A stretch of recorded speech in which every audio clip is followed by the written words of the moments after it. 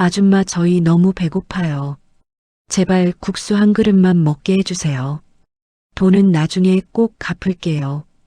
8살짜리 남자아이의 목소리가 시장 골목에 작게 울려 퍼졌습니다. 목소리는 가늘고 끊겼어요. 입술이 파랗게 질려 있었습니다. 아이 옆에 서 있던 여자아이는 오빠의 소매를 두 손으로 꽉 쥔 채 고개를 들지 못했습니다.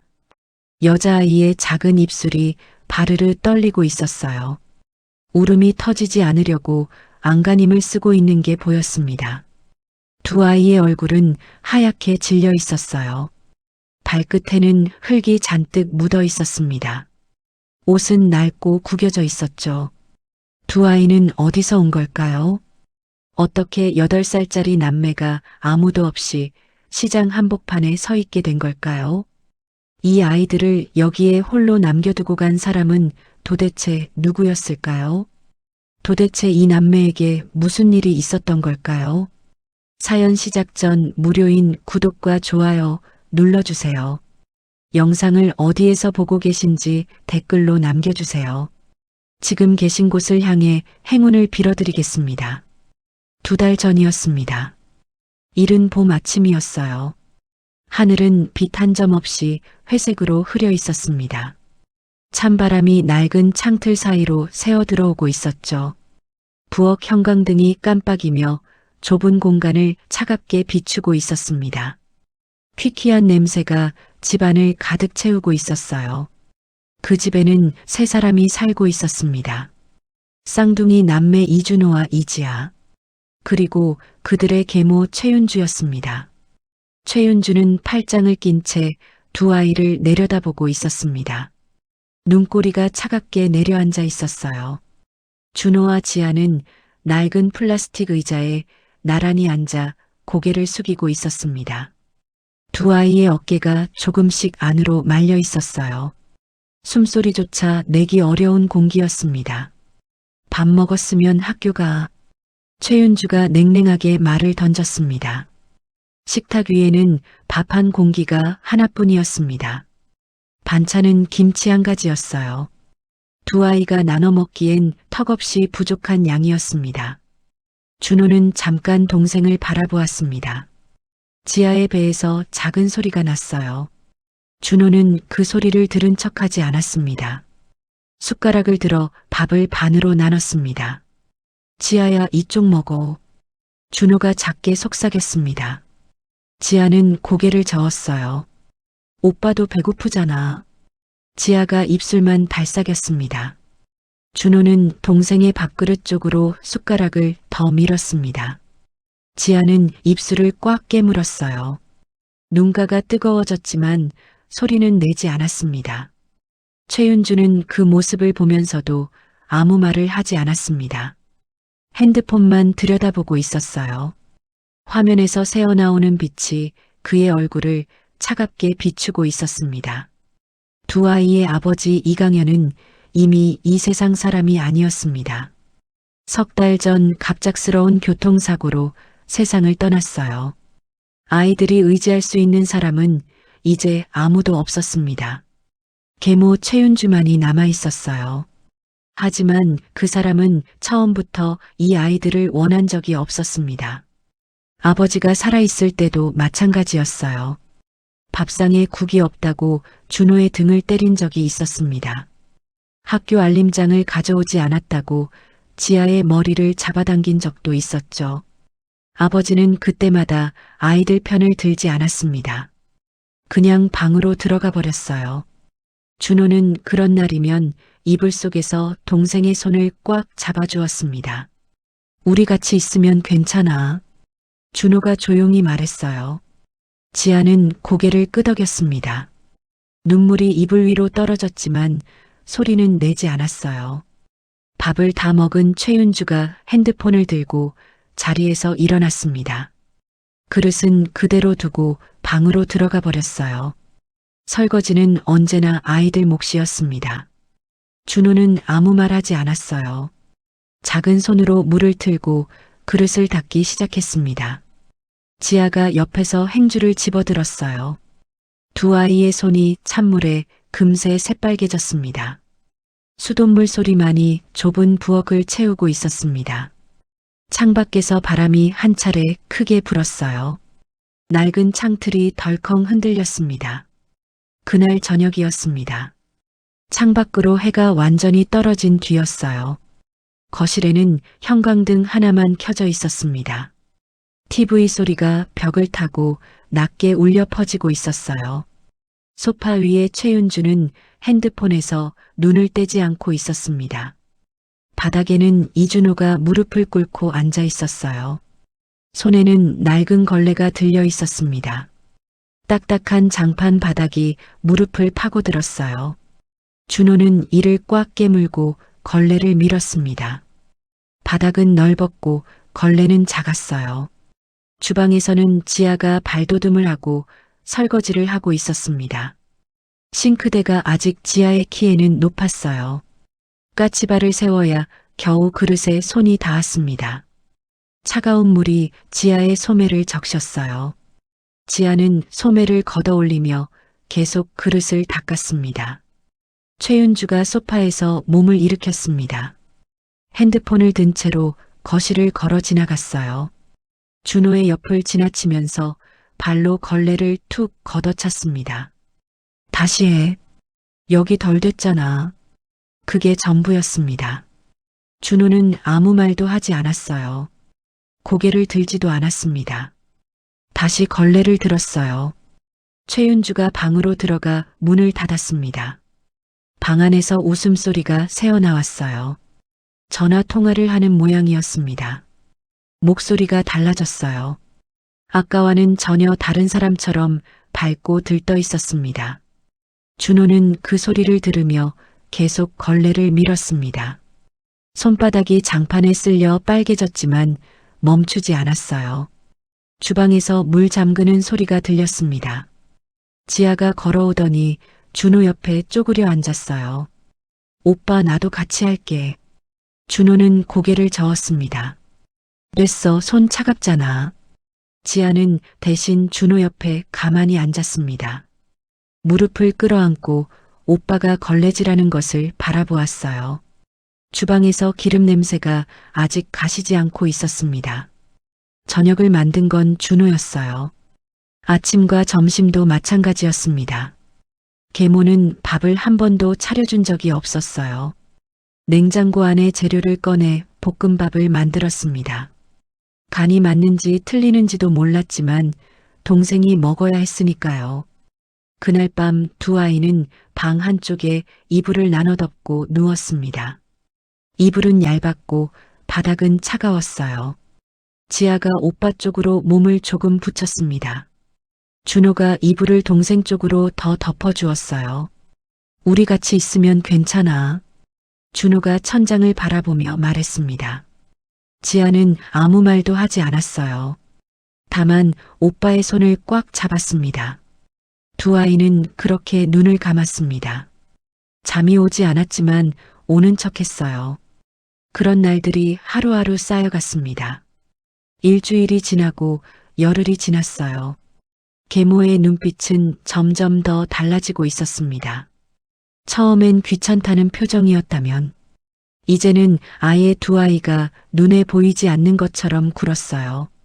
밥상에 숟가락을 놓아주는 일조차 사라졌습니다. 아이들 몫의 반찬은 날마다 줄어들었어요. 어떤 날은 밥만 있었고 어떤 날은 그것조차 없었습니다. 준호는 배가 고플 때마다 물을 마셨어요. 물을 마시면 조금은 채워지는 것 같았거든요. 하지만 동생에게는 그런 말을 하지 않았습니다. 지아야 많이 먹어. 밥이 조금 남았을 때마다 동생 앞으로 밀었어요. 지아도 알고 있었습니다. 오빠가 배고프다는 것을. 하지만 받아 먹었어요. 오빠가 상처받을까봐 거절하지 못했거든요. 그날이 오기 닷새 전부터였습니다. 최윤주의 집안에서 핸드폰 통화 소리가 잦아졌어요. 목소리는 낮고 빨랐습니다. 두 아이는 신경 쓰지 않으려 했어요. 어른들의 일에 끼어들면 늘 혼나왔으니까요. 하지만 분위기가 달라지고 있다는 건 두 아이도 느끼고 있었습니다. 무언가 이상했어요. 최윤주의 시선이 두 아이에게 더 자주 머물렀습니다. 그 눈빛을 준호는 이름 붙일 수가 없었어요. 무섭다고 하기엔 너무 차가웠고 귀찮다고 하기엔 너무 계산적이었습니다. 아버지가 살아있던 시절이었습니다. 그때도 크게 다르지 않았어요. 어떤 날 밤이었습니다. 준호는 방문 틈새로 거실을 내다보고 있었어요. 문틈 사이로 TV 빛이 흘러들어오고 있었습니다. 웃음소리가 들렸어요. 최윤주의 목소리였습니다. 낮에 들었던 그 차가운 목소리가 아니었어요. 부드럽고 달콤하게 바뀌어 있었습니다. 아버지 이강현은 최윤주의 어깨를 감싸 안고 있었어요. TV 화면을 바라보며 웃고 있었습니다. 두 사람의 사이로 따뜻한 빛이 흐르고 있었어요. 준호는 그 빛을 한참 바라보았습니다. 어깨가 조금씩 내려앉았어요. 아빠, 준호가 작게 불렀습니다. 거실의 두 사람은 듣지 못한 것 같았어요. 준호가 조금 더 크게 불렀습니다. 아빠, 이강현이 고개를 돌렸습니다. 눈이 마주쳤어요. 준호는 입을 열었습니다. 저 배고파요. 잠깐의 침묵이 흘렀어요. 이강현의 표정이 살짝 흔들렸습니다. 그러다 최윤주를 한번 바라보았어요. 최윤주는 TV를 보는 척하며 시선을 돌렸습니다. 냉장고에 뭐 있잖아. 알아서 먹어. 이강현이 다시 TV로 시선을 돌리며 말했습니다. 그게 전부였어요. 준호는 방문을 살며시 닫았습니다. 소리가 나지 않게 조심했어요. 등을 문에 기댔습니다. 어깨가 문에 닿는 느낌이 차가웠어요. 방 안쪽에서 지아가 기다리고 있었습니다. 이불을 끌어안고 웅크려 앉아 있었어요. 준호를 보자마자 눈으로 물었습니다. 준호는 고개를 저었어요. 지아는 아무 말도 하지 않았습니다. 다시 이불 속으로 파고들었어요. 준호는 냉장고로 갔습니다. 문을 열었어요. 싸늘한 냉기가 얼굴로 밀려왔습니다. 냉장고 안에는 반쯤 먹다 남은 반찬통 하나와 밥이 조금 있었어요. 준호는 밥을 꺼내 두 덩이로 나눴습니다. 반찬통을 열었어요. 멸치볶음이었습니다. 접시에 조금 덜어 방으로 들고 들어갔습니다. 지아야. 지아가 이불 속에서 고개를 내밀었어요. 먹어. 지아는 준호가 내민 밥을 받아들었습니다. 두 아이는 방바닥에 나란히 앉아 밥을 먹었어요. 숟가락 소리만 조용히 났습니다. 거실에서는 여전히 TV 소리와 웃음소리가 들려왔어요. 두 소리가 묘하게 엇갈렸습니다. 밥을 다 먹은 뒤 지아가 준호를 바라보았습니다. 아빠한테 말했어? 준호는 고개를 끄덕였어요. 뭐래? 알아서 먹으래. 지아는 아무 말도 하지 않았습니다. 무릎을 끌어안았어요. 창밖에서 바람 소리가 크게 들렸습니다. 유리창이 덜컹거렸어요. 그날 이후로도 준호는 몇 번 더 아버지에게 말을 걸었습니다. 배가 고프다고, 윤주 엄마가 때린다고, 학교에서 도시락이 없어서 친구들한테 놀림받았다고. 이강현은 그때마다 표정이 흔들렸어요. 하지만 그뿐이었습니다. 최윤주가 옆에 있으면 말이 바뀌었어요. 애들이 원래 그러면서 크는 거야. 배고프면 알아서 챙겨 먹으면 되잖아. 과장하지 마. 준호는 그 말들을 들을 때마다 입을 다물었습니다. 더 이상 말하지 않았어요. 말을 해도 달라지는 건 없다는 걸 알게 되었습니다. 8살짜리가 알기엔 너무 이른 사실이었어요. 아버지가 사고로 세상을 떠난 건 그로부터 얼마 지나지 않아서였습니다. 겨울 새벽이었어요. 이강현은 빙판길에서 차가 미끄러져 사망했습니다. 장례식장에서 두 아이는 울었어요. 최윤주는 울지 않았습니다. 검은 옷을 입고 조문객들을 맞이하는 내내 표정 하나 변하지 않았어요. 장례를 마치고 집으로 돌아온 날이었습니다. 최윤주가 두 아이를 거실에 불러 세웠어요. 팔짱을 낀 채 두 아이를 내려다보았습니다.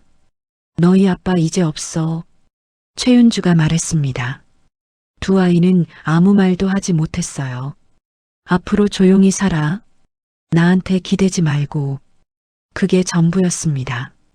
최윤주는 방으로 들어가 버렸어요. 두 아이는 거실에 나란히 서 있었습니다. 준호는 동생의 손을 잡았어요. 우리 같이 있으면 괜찮아. 준호가 말했습니다. 지아는 이번에는 고개를 끄덕이지 않았어요. 그냥 오빠의 손을 꽉 쥐었습니다. 두 아이의 눈에서 눈물이 흘렀어요. 소리는 내지 않았습니다. 거실에는 아무도 없었고 위로해줄 사람도 없었습니다. 그날 아침이었습니다. 버림받은 날이었어요. 최윤주가 평소와 다르게 이른 시간에 두 아이를 깨웠습니다. 새벽 6시도 안 된 시각이었어요. 창밖은 아직 어스름했습니다. 일어나. 따라와. 최윤주가 방문을 열고 말했습니다. 목소리가 평소보다 낮았어요. 준호는 잠에서 덜 깬 눈으로 일어났습니다. 지아도 눈을 비비며 따라 일어났어요. 두 아이는 옷을 갈아입고 최윤주를 따라 현관으로 나갔습니다. 최윤주는 명품 핸드백을 들고 앞장서 걷기 시작했어요. 두 아이는 그 뒤를 따라 종종 걸음을 쳤습니다. 어디 가냐고 물어보고 싶었지만 묻지 않았어요. 최윤주의 뒷모습이 평소보다 더 굳어 보였거든요. 시장으로 접어들었습니다. 아침 시장은 분주했어요. 생선 냄새와 채소 냄새가 뒤섞여 골목을 채우고 있었습니다. 상인들이 좌판을 펼치고 있었고 손수레가 지나가고 있었어요. 사람들의 목소리가 여기저기서 뒤섞였습니다. 준호는 두리번거리며 최윤주를 따라갔어요. 지아는 오빠의 옷소매를 잡았습니다. 최윤주가 국수집 앞에서 걸음을 멈췄어요. 국수집은 아침부터 문이 열려 있었습니다. 하얀 김이 입구에서 피어오르고 있었어요. 구수한 육수 냄새가 골목까지 흘러나오고 있었습니다. 여기서 잠깐 기다려. 최윤주가 두 아이를 돌아보며 말했습니다. 준호가 고개를 끄덕였어요. 두 아이는 국수집 입구 옆에 나란히 섰습니다. 최윤주가 핸드백에서 핸드폰을 꺼냈어요. 화면을 들여다보며 골목 안쪽으로 걸어갔습니다. 전화를 거는 것 같았어요. 목소리가 작아서 들리지 않았습니다. 준호는 국수집 안을 들여다보았어요. 할머니 한 분이 국수를 삶고 있었습니다. 뽀얀 김이 냄비 위로 올라오고 있었어요. 국물 냄새가 코끝을 간지렸습니다. 배에서 소리가 날 것 같았어요. 아침을 먹지 못한 채 나왔으니까요. 지아가 준호의 소매를 당겼습니다. 오빠 저기 뭐 먹고 있어? 국수? 맛있겠다. 준호는 고개를 끄덕였습니다. 지아의 눈이 국수집 안을 따라갔어요. 두 아이는 그렇게 국수집 앞에 서서 최윤주를 기다렸습니다. 5분이 지났습니다. 10분이 지났어요. 준호가 골목 쪽을 돌아보았습니다. 최윤주의 모습이 보이지 않았어요. 더 안쪽으로 걸어간 건가 싶어 목을 뻗어보았습니다. 사람들이 오가고 있었지만 최윤주는 없었어요. 지아야 잠깐만 여기 있어. 준호가 말했습니다. 골목 입구 쪽으로 몇 발짝 걸어갔어요. 최윤주의 검은 핸드백이 보이지 않았습니다. 사람들 사이를 눈으로 훑었어요. 없었습니다. 다시 돌아왔습니다. 지아가 불안한 눈으로 오빠를 바라보고 있었어요. 어디 갔어? 모르겠어. 준호가 말했습니다. 목소리가 조금 떨렸어요. 두 아이는 나란히 골목을 살폈습니다. 5분이 더 지났어요. 10분이 더 지났습니다. 최윤주는 돌아오지 않았어요. 시장 사람들은 각자의 일에 바빴습니다. 두 아이를 눈여겨보는 사람은 없었어요. 준호의 손이 식어가기 시작했습니다. 지아는 오빠의 소매를 더 꽉 쥐었어요. 그제야 알 것 같았습니다. 돌아오지 않을 거라는 걸, 처음부터 돌아올 생각이 없었다는 걸. 준호는 입술을 꽉 깨물었어요. 눈이 뜨거워졌지만 감았습니다. 지하 앞에서 울면 안 됐거든요. 1시간이 지났습니다. 최윤주는 끝내 돌아오지 않았어요. 준호는 그 자리에 서서 골목 입구를 바라보고 또 바라보았습니다. 혹시 저쪽에서 나타나는 건 아닐까? 혹시 잠깐 볼일을 보러 간 것뿐인 건 아닐까? 하지만 알고 있었어요. 마음 한쪽에서 이미 알고 있었습니다. 지아가 준호의 손을 잡았어요. 오빠, 엄마 어디 갔어? 준호는 대답하지 못했습니다. 엄마라는 말이 귀에 걸렸어요. 최윤주는 한 번도 엄마처럼 대해준 적이 없었습니다. 하지만 지아는 그렇게 불렀어요. 달리 부를 말을 몰랐으니까요. 조금만 더 기다려보자. 준호가 말했어요. 지아는 고개를 끄덕였습니다. 두 아이는 국수집 앞을 벗어나 골목 중간쯤에 섰어요. 이쪽을 봐도 사람들이 지나갔고 저쪽을 봐도 사람들이 지나갔습니다. 두 아이만 움직이지 않았어요. 시장 한복판에 섬처럼 서 있었습니다. 생선 냄새가 코를 찔렀습니다. 어디선가 고기 굽는 냄새도 났어요. 배에서 소리가 났습니다. 지아의 배였어요. 지아는 얼른 배를 손으로 눌렀습니다. 오빠, 나 배고파. 지아가 작게 말했어요. 준호는 주머니를 더듬었습니다. 아무것도 없었어요. 핸드폰도 없었습니다. 돈도 없었어요. 집 열쇠도 없었습니다. 최윤주가 평소에 두 아이에게 아무것도 들려주지 않았거든요. 준호는 골목 끝을 바라보았어요. 시장 너머로 큰 길이 보였습니다. 차들이 지나가고 있었어요. 어디로 가야 하는지 알 수가 없었습니다. 오빠 집에 가면 안 돼? 지아가 물었어요. 열쇠 없어. 그럼 어떡해? 준호는 대답하지 못했습니다. 지아가 오빠를 올려다보았어요. 준호는 시선을 피했습니다. 눈이 뜨거워지고 있었거든요. 두 아이는 골목을 천천히 걸어보았습니다. 혹시 최윤주를 찾을 수 있을까 해서였어요. 상인 아주머니들이 두 아이를 흘깃 바라보았습니다.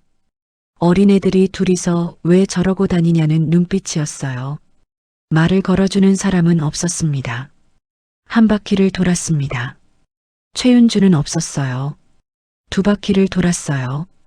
역시 없었습니다. 준호는 걸음을 멈췄어요. 이제는 확실히 알았습니다. 버려진 거였어요. 이 시장 한복판에 일부러 데려와서 두고 간 거였습니다. 다리에서 힘이 빠지는 것 같았어요. 준호는 근처 좌판 옆 모서리에 기대어 섰습니다. 지아가 바짝 붙어 섰어요. 두 아이는 한동안 아무 말도 하지 않았습니다. 시장 소음이 두 아이를 에워싸고 있었어요. 사람들의 웃음소리, 흥정소리, 아이 부르는 소리, 모든 소리가 멀게 들렸습니다. 지아의 눈에서 눈물이 한 방울 흘렀어요. 닦지 않았습니다. 흘러내리도록 두었어요. 준호는 그걸 보고 눈을 감았습니다. 꽉 감았어요. 그래도 눈 안쪽이 뜨거워지는 게 느껴졌습니다. 두 아이 옆으로 사람들이 바쁘게 지나쳤습니다. 아무도 멈추지 않았어요. 아무도 묻지 않았습니다. 세상은 아무 일도 없는 것처럼 돌아가고 있었어요. 두 아이만 그 안에서 멈춰 서 있었습니다. 그때 지아의 배에서 다시 소리가 났어요. 오늘 아침도 먹지 못한 채 나왔으니까요. 어제 저녁도 제대로 못 먹었습니다. 그제도 마찬가지였어요. 준호의 배에서도 소리가 났습니다. 두 아이는 서로 바라보았어요. 그리고 동시에 시선을 돌렸습니다. 골목 끝에서 하얀 김이 피어오르고 있었어요. 국수집이었습니다. 구수한 냄새가 바람을 타고 흘러왔어요. 준호는 그 냄새를 맡았습니다. 발이 저절로 그쪽으로 향했어요. 지아도 따라 걸었습니다. 국수집 앞에 다시 섰어요. 유리창 너머로 사람들이 국수를 먹고 있었습니다. 김이 오르는 국수 그릇이 보였어요. 따뜻해 보였습니다. 준호는 잠깐 눈을 감았다 떴어요. 그리고 입구 쪽을 향해 섰습니다. 손을 모았습니다. 무릎이 조금 떨렸어요. 준호는 국수집 입구 앞에 섰습니다. 발이 선뜻 떨어지지 않았어요. 안에서 국수 삶는 소리가 들렸습니다. 보글보글 끓는 소리였어요. 구수한 육수 냄새가 코끝을 타고 들어왔습니다. 뱃속이 울렸어요. 지아가 오빠의 소매를 더 꽉 쥐었습니다. 준호는 동생을 한번 돌아보았어요. 지아의 입술이 파랗게 질려 있었습니다. 아침부터 아무것도 못 먹었으니까요. 어제 저녁도 변변치 않았어요. 준호는 숨을 한번 깊게 들이쉬었습니다. 그리고 국수집 안으로 한 발짝 들어섰어요. 국수집 안은 좁고 따뜻했습니다. 플라스틱 의자 몇 개와 낡은 테이블이 놓여 있었어요. 손님 두어 명이 국수를 먹고 있었습니다. 카운터 뒤에서 50대 아주머니가 국수를 삶고 있었어요. 통통하고 푸근한 인상이었습니다. 앞치마에 국물이 조금 튀어 있었어요. 아주머니가 고개를 들었습니다. 두 아이와 눈이 마주쳤어요. 어서 와요, 몇 명이에요? 아주머니가 말했습니다. 준호는 대답하지 못했어요. 목이 막히는 것 같았습니다. 지아가 오빠 뒤에 바짝 붙었어요. 준호는 손을 모았습니다. 두 손을 꼭 붙여 모았어요. 무릎이 조금 떨렸습니다. 아줌마, 저희 너무 배고파요. 목소리가 갈라졌어요. 준호는 멈추지 않았습니다. 제발 국수 한 그릇만 먹게 해주세요. 국수집 안이 잠깐 조용해졌어요. 손님들이 고개를 들었습니다. 아주머니의 손이 국자 위에서 멈췄어요. 돈은 나중에 꼭 갚을게요. 준호가 말했습니다. 목소리가 끝에서 떨렸어요. 지아는 오빠 소매를 쥔 채 고개를 들지 못하고 있었습니다. 입술을 꽉 깨물고 있었어요. 울음이 터지지 않으려고 안간힘을 쓰고 있는 게 보였습니다. 아주머니는 한동안 두 아이를 바라보았습니다. 시선이 준호의 얼굴에서 지아의 얼굴로 천천히 옮겨갔어요. 두 아이의 낡은 옷차림을, 발끝에 묻은 흙을, 파랗게 질린 입술을, 꽉 모은 작은 두 손을 아주머니는 천천히 바라보았습니다. 아무 말도 하지 않았어요. 국자를 내려놓았습니다. 앞치마에 손을 닦았어요. 그리고 카운터에서 나왔습니다. 준호는 숨을 죽였어요. 쫓겨날 것 같았습니다. 돈도 없는 애들이 왜 들어왔냐는 말이 나올 것 같았어요. 어깨가 움츠러들었습니다. 지아가 오빠 뒤로 한 발짝 더 물러섰어요. 아주머니가 두 아이 앞에 섰습니다. 두 아이보다 머리 하나쯤 컸어요. 아주머니가 무릎을 굽혀 눈높이를 맞췄습니다. 준호와 눈이 마주쳤어요. 아주머니의 눈이 빨개져 있었습니다. 준호는 그걸 보고 눈을 깜빡였어요. 어른이 울 것 같은 얼굴을 하고 있었습니다. 준호는 그런 얼굴을 본 적이 없었어요. 앉아. 아주머니가 말했습니다. 목소리가 낮고 부드러웠어요. 명령이 아니었습니다. 그냥 그렇게 하라는 말이었어요. 준호는 움직이지 못했습니다. 지아도 마찬가지였어요. 아주머니가 두 아이의 어깨를 살며시 이끌었습니다. 가장 안쪽 테이블로 데려갔어요. 두 아이를 의자에 앉혔습니다. 잠깐만 있어봐요. 아주머니가 다시 카운터 쪽으로 걸어갔습니다. 국솥 앞에 섰어요. 국자를 들었습니다. 육수가 끓고 있었어요. 하얀 김이 올라오고 있었습니다. 준호는 테이블 위에 손을 올렸어요. 손이 떨렸습니다.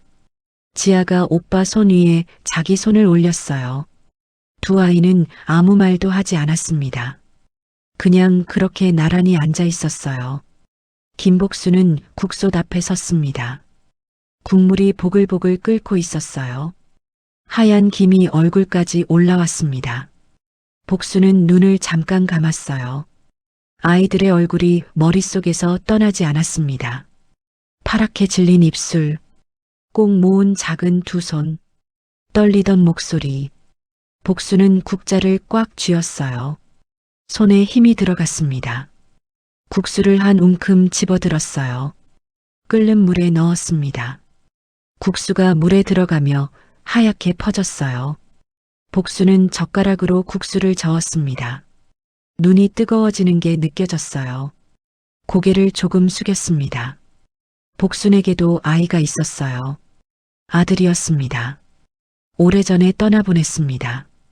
5살이었어요. 병이었습니다. 그 이후로 복수는 아이를 다시 갖지 못했어요. 남편도 몇 해 전에 세상을 떠났습니다. 지금은 혼자였어요. 이 작은 국수집이 전부였습니다. 그래서였을 겁니다. 저 두 아이가 가슴에 걸렸던 건요. 돈 없이 국수 달라고 하는 아이들은 가끔 있었어요. 그럴 때마다 그냥 줬습니다. 하지만 오늘은 달랐어요. 저 아이들 눈빛이 달랐습니다. 배가 고픈 것만이 아니었어요. 그 이상의 무언가가 담겨 있었습니다. 복수는 국수를 건졌습니다. 체에 받쳐 물기를 털었어요. 그릇을 2개 꺼냈습니다. 하나가 아니었어요. 2개였습니다. 형제인 것 같았거든요. 둘 다 먹어야 했습니다. 뜨거운 육수를 국그릇에 넉넉히 부었어요. 국수를 담았습니다. 고명을 올렸어요. 김치도 접시에 담았습니다. 깍두기도 조금 더 얹었어요. 고춧가루 냄새가 코를 자극했습니다. 육수 냄새가 주방 가득 퍼졌어요. 복수는 2 그릇을 들었습니다. 무거웠어요. 하지만 국물이 넘치지 않게 천천히 걸었습니다. 테이블 쪽으로 다가가며 두 아이를 바라보았어요. 두 아이는 나란히 앉아 있었습니다. 테이블 위에 손을 올린 채로요. 서로 손을 맞잡고 있었어요. 아무 말도 하지 않고 있었습니다. 복수는 테이블 앞에 섰습니다. 2 그릇을 내려놓았어요. 국수 그릇에서 김이 올라왔습니다. 따뜻한 김이었어요. 준호가 고개를 들었습니다.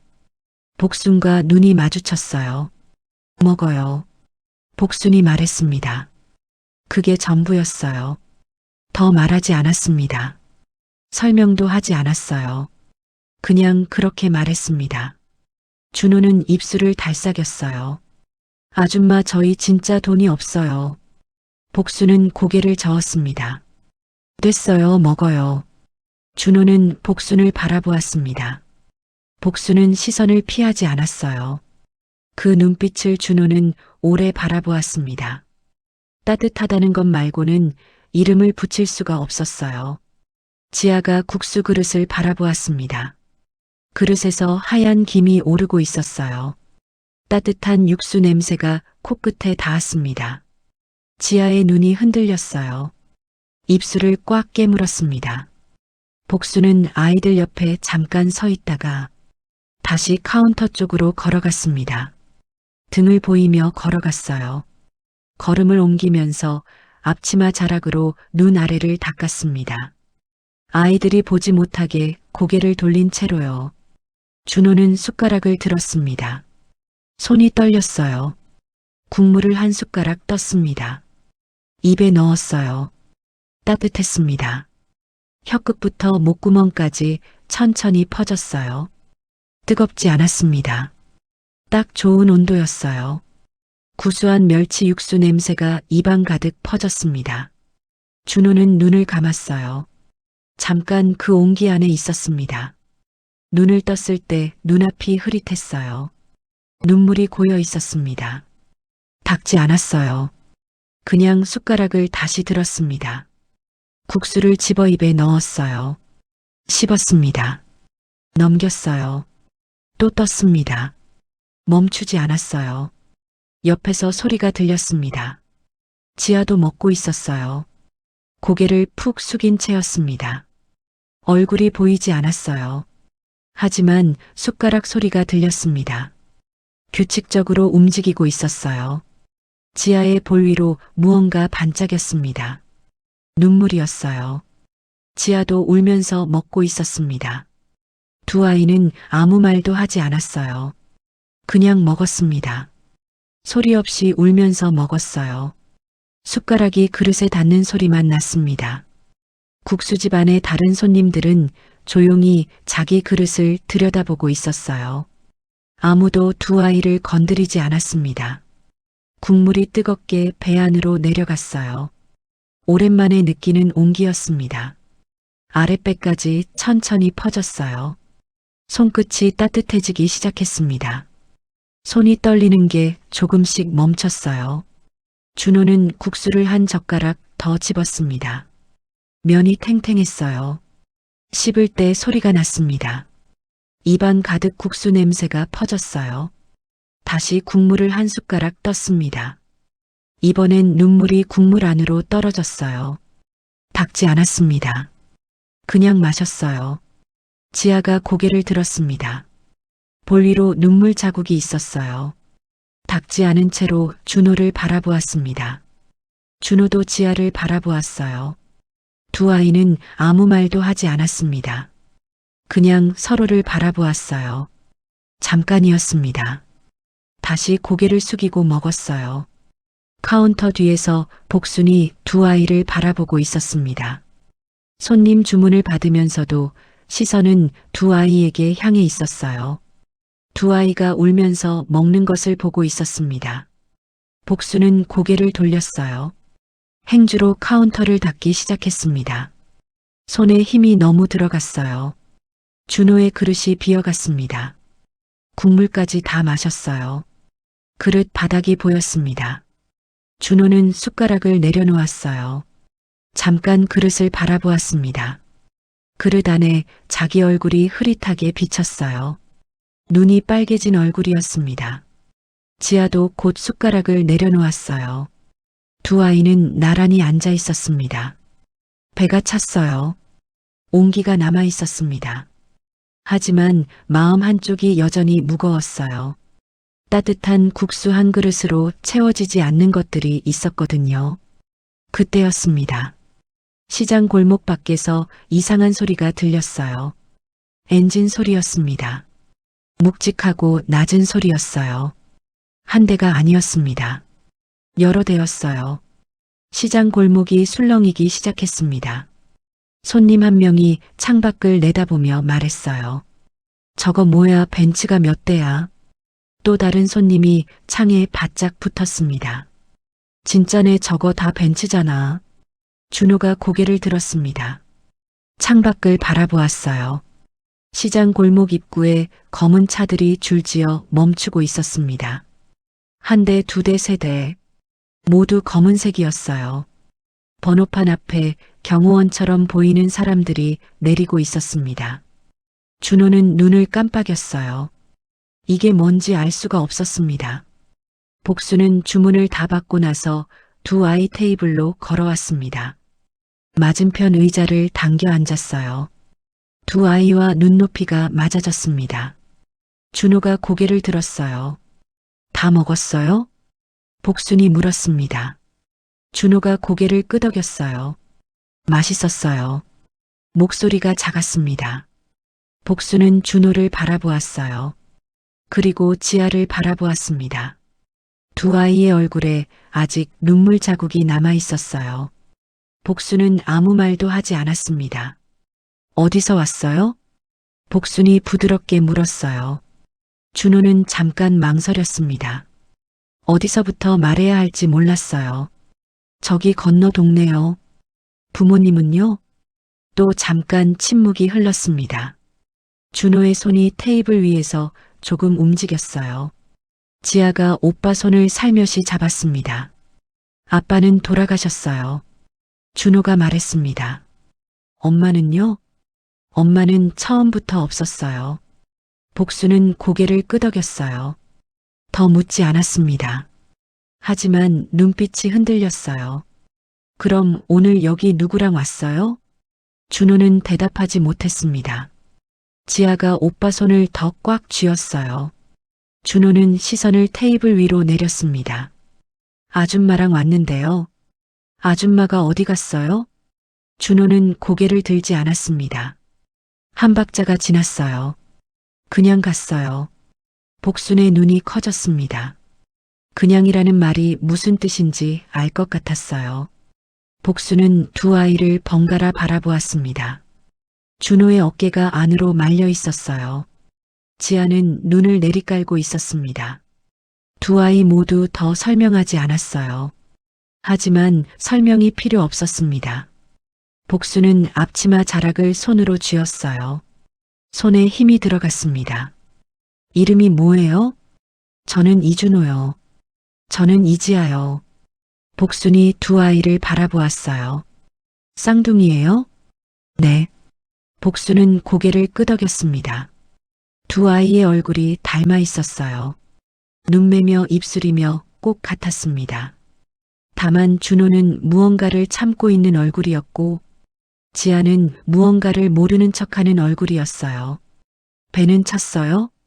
준호가 고개를 끄덕였습니다. 감사합니다. 지아도 따라 고개를 숙였어요. 감사합니다, 아줌마. 복수는 한동안 말이 없었습니다. 창밖을 바라보았어요. 골목 입구 쪽이 조금 시끄러워지고 있었습니다. 사람들이 웅성거리는 소리가 들렸어요. 복수는 미간을 좁혔습니다. 창밖에 검은 차들이 보였어요. 한 대가 아니었습니다. 여러 대였어요. 번호판 앞에 양복 입은 남자들이 내리고 있었어요. 시장 손님 한 명이 자리에서 일어나 창가로 다가갔습니다. 저거 뭐야, 진짜 벤츠잖아. 몇 대야 저게. 가게 안이 술렁였어요. 복순도 자리에서 일어나 창가로 걸어갔습니다. 두 아이는 복순의 뒷모습을 바라보았어요. 준호가 창밖을 보았습니다. 검은 차들이 줄지어 서 있었어요. 사람들이 차 주변으로 모여들고 있었습니다. 지아가 오빠 팔을 건드렸어요. 오빠 저거 뭐야? 몰라. 두 아이는 나란히 창밖을 바라보았습니다. 차 문이 열리고 있었어요. 사람들이 하나둘 내리고 있었습니다. 모두 검은 정장이었어요. 마지막으로 가장 뒤쪽 차 문이 열렸습니다. 시장 골목이 멈췄습니다. 오전 내내 분주하게 돌아가던 곳이었어요. 손수레가 지나다니고 흥정 소리가 오가고 생선 냄새와 고기 냄새가 뒤섞이던 골목이었습니다. 그 골목이 한순간에 조용해졌어요. 검은 벤츠가 한 대씩 골목 입구에 멈춰 섰습니다. 한 대, 두 대, 세 대, 네 대, 다섯 대. 모두 같은 색이었어요. 모두 같은 모양이었습니다. 번호판이 조용하고 낮게 빛났어요. 차 문들이 열렸습니다. 검은 정장 차림의 남자들이 내렸어요. 표정이 없었습니다. 시선이 주변을 훑었어요. 경호원들이었습니다. 2명, 4명, 6명, 8명. 골목 입구 양쪽에 도열했어요. 시장 상인들이 하나둘 손을 멈췄습니다. 고기를 썰던 아저씨가 칼을 내려놓았어요. 채소를 정리하던 아주머니가 손을 멈췄습니다. 떡볶이를 젓던 할머니가 고개를 들었어요. 모두 같은 방향을 바라보고 있었습니다. 저거 재벌이야? 누군가 낮게 말했어요. 아니, 재래시장에 벤츠가 왜 와? 경호원이잖아 저거. 웅성거림이 골목을 타고 퍼졌습니다. 사람들이 가던 길을 멈추고 서서 바라보았어요. 아이들이 엄마 손을 잡고 멈춰 섰습니다. 좌판 뒤에서 상인들이 목을 빼고 내다보았어요. 마지막 차의 문이 열렸습니다. 경호원 2명이 먼저 내렸어요. 그리고 한 남자가 내렸습니다. 흰 머리를 정갈하게 넘긴 남자였어요. 키가 크고 어깨가 넓었습니다. 나이가 들었지만 허리가 곧았어요. 고급스러운 회색 정장을 입고 있었습니다. 넥타이는 짙은 남색이었어요. 손목에서 시계가 빛났습니다. 그 남자가 골목을 바라보았습니다. 눈이 골목 안쪽을 향했어요. 표정이 굳어 있었습니다. 입술이 일자로 다물려 있었어요. 하지만 눈빛은 달랐습니다. 무언가를 애타게 찾는 눈빛이었어요. 비서실장이 다가와 귀에 대고 무언가를 말했습니다. 남자가 고개를 끄덕였어요. 그리고 골목 안으로 걸음을 옮겼습니다. 경호원들이 양옆에서 따라붙었어요. 시장 사람들이 저절로 길을 비켰습니다. 남자의 이름은 이재철이었습니다. 한국 재계 서열 5번째 이재철 그룹의 회장이었어요. 그가 직접 이 재래시장 골목을 걷고 있었습니다. 이유가 있었어요. 아직 아무도 몰랐지만요. 국수집 유리창 너머로 두 아이가 그 모습을 바라보고 있었습니다. 준호는 창에 바짝 붙어 섰어요. 지아도 발돋움을 했습니다. 저 남자가 누군지 알 수 없었어요. 하지만 시선을 뗄 수가 없었습니다. 이재철이 골목을 걸었습니다. 발걸음이 빠르지 않았어요. 하지만 느리지도 않았습니다. 일정한 속도로 걸었어요. 눈은 골목 안쪽을 향해 있었습니다. 양옆에서 상인들이 바라보았어요. 수군거리는 소리가 들렸습니다. 이재철은 신경 쓰지 않았어요. 시선이 한 곳을 향하고 있었습니다. 비서실장 이성민이 옆에서 말했습니다. 회장님, 국수집이 저기 보입니다.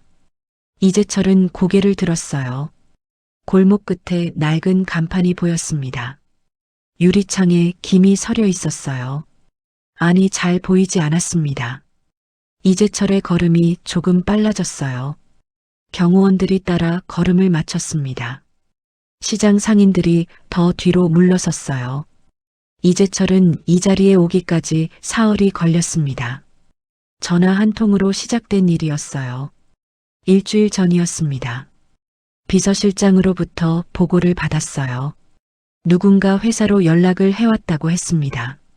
재래시장의 국수집 주인이었어요.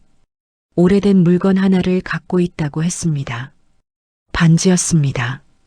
이재철은 처음에 대수롭지 않게 여겼어요. 하지만 비서실장이 말한 다음 문장에서 손이 멈췄습니다. 반지 안쪽에 각인이 있다고 했어요. 이씨 가문에서만 아는 각인이었습니다. 세상에 2개뿐인 것이었어요. 하나는 이재철이 갖고 있었고 다른 하나는 15년 전에 사라진 것이었어요. 이재철은 그날 밤 잠을 자지 못했습니다. 천장을 바라보며 누워 있었어요. 사진 한 장이 머릿속에서 떠나지 않았습니다. 젊은 여자의 얼굴이었어요. 웃고 있는 얼굴이었습니다. 그 여자의 이름을 이재철은 오래 부르지 못했어요. 이틀 뒤 비서실장이 반지를 가져왔습니다. 이재철은 반지를 손에 쥐었어요. 차가웠습니다. 안쪽을 들여다보았어요. 각인이 있었습니다. 이재철의 눈이 흔들렸어요. 손끝이 떨렸습니다. 반지를 가져온 아이들은 어디 있습니까? 이재철이 물었어요. 국수집 아주머니가 아이들을 알고 있답니다. 데려오십시오.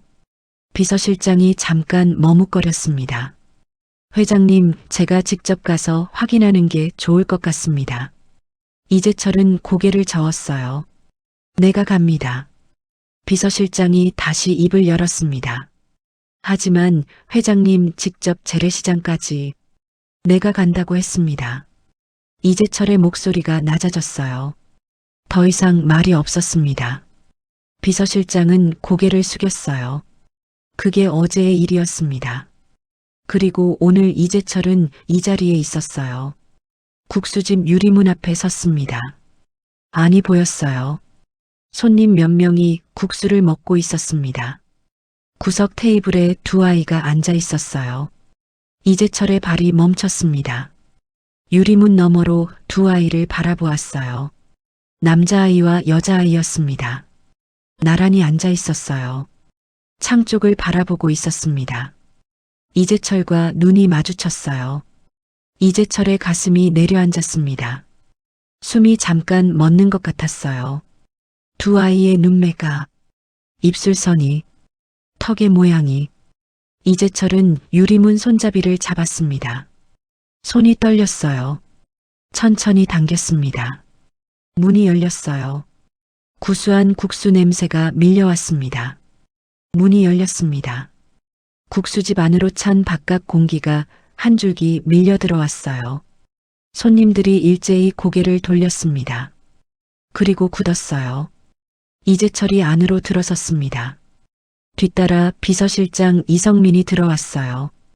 경호원들은 문 밖에 섰습니다. 좁은 국수집 안이 갑자기 달라진 것 같았어요. 공기가 바뀌었습니다.